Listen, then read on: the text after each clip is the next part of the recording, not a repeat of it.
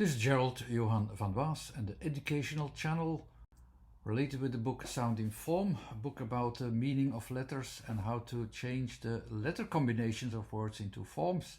And this is a method which is based upon our own underlying logic, which is a natural logic that has a proof in my book, but which only has some demonstrations in these videos.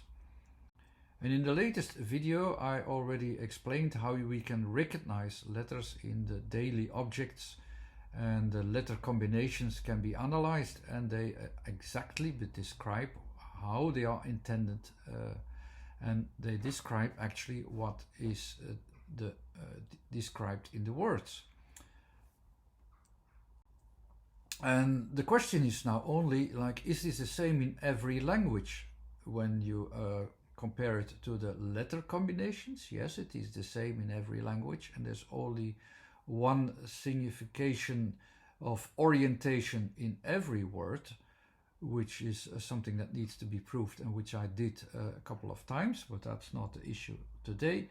I will compare it with some other languages and see if we come to the same things or not, or if that it is might be even different. I already had some other examples before that with some different words it was describing almost exactly the same thing, but it's not always like that.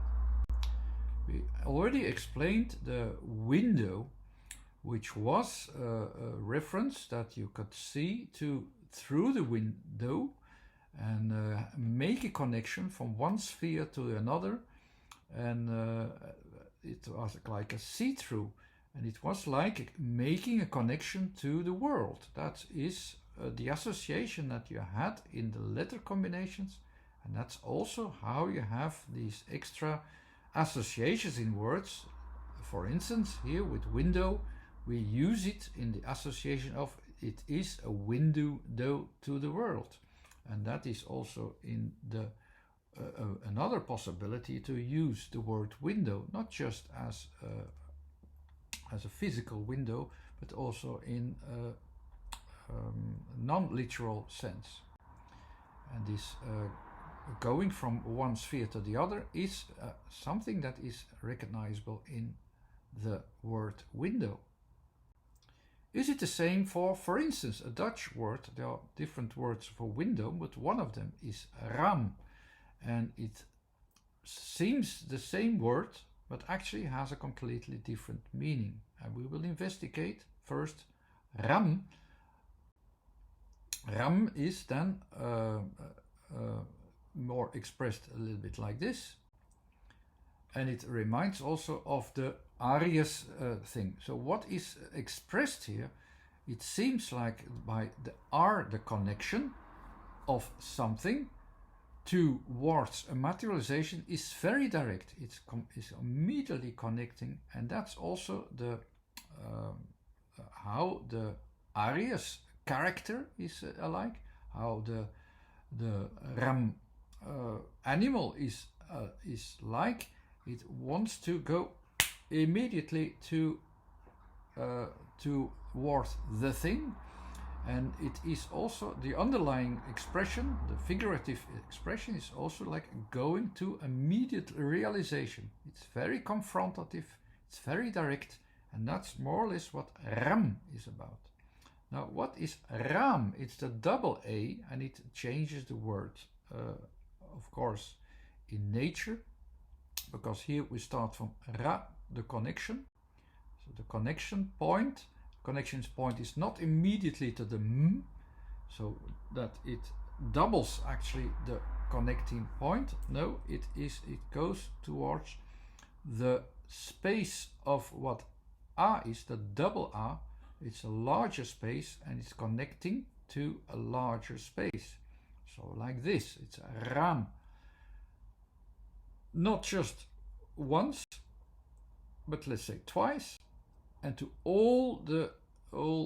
so it is a connecting point, and it has a possibility of connecting to all sides, to different sides, as the window is, as it is one of the things that the window is as well.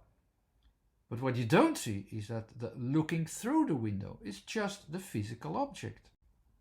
So this kind of window refers to something else. It is also a physical thing. It's not the window through the world, but it is more something like this can be connected within a frame. It's more like a frame. It connects to the frame, the opening of the frame, the closing of the frame, the closing in of the frame, the connecting the frame, that kind of things.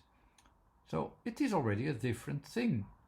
We connect within a frame. We can also use the word raam, more like frame. So it is window and frame is not exactly the same thing, but when we translate a word sometimes, like with window, we translate it to Dutch, we think, oh, it is a frame. Now in English, a frame is very specific. It's not the frame of the window, but we also use it for the window. And that's how we check the window, how we associate the window as a frame, because that's what we name it. We name it a frame. That's a different focus. It's the focus of the frame that is connecting as connecting points.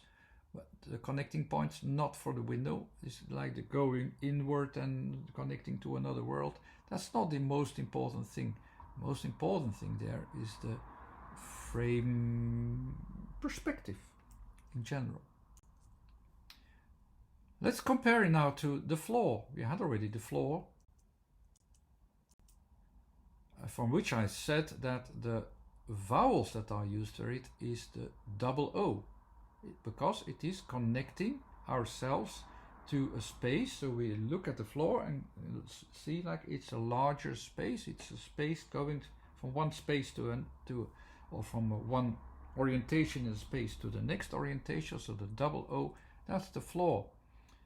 I will explain the other letters this time as well, but let's first compare it to the Dutch version, vloer. It's almost the same letters, but let's see if it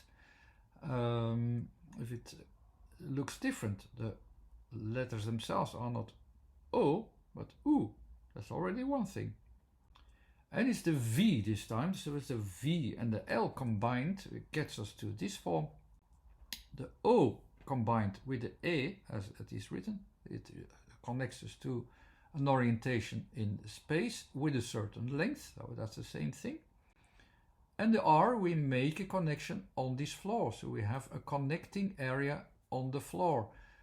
Because we express U, I already said in the last video, U is looking down, so here the emphasis is about looking down, but see here the floor, we could associate here certain forms in it, like how we can imagine the floor over here, and it looks a bit like a wooden floor, like I said. It doesn't have to be, it can be a stone floor, but there are some regularities there that we have, how we can express the floor easily by using the naming of vloer. Is it the same for English? In fact, it isn't. We start with not with the V, with the F, so it's much more vague of reference. They have vague references of directions. The L, it tries to make it physical, make it a show, or to let it show physical reference. The frame we have is of course the O, the double O, the spatial reference that we connect there, and we make a connection to it. And the connection is of course to, with L, must be a bit more strong, so the physical frame is here more visible. That's the English version of the floor. The structure in it is a little bit random. We don't look down to it, but it's a random structure. So it can be anything, can be on the floor. It tends to be structured, but doesn't need to be structured. So the floor can be any material, any kind of connections to material, but the connection is physical. That's the most important thing. There's a physical connection, and we make a connection to it, and the connection is in an enlarged space. That's what more or less the English version is describing in the words. So I hope you enjoy this one and that it gets you to words and meanings behind the words with the letters more easily. If you want to know the theory, look into sounding form. The theory alone is in the development of the word, and some extras can be found in the application of the word. Anyhow, thanks for watching. This was Gerald Johan van Waziken. There's a website too. You can subscribe to the YouTube channel if you want to have more instructions or examples, because the book doesn't have tons of examples. It is already too large, but you have more examples on these videos. Thanks for watching. Bye-bye.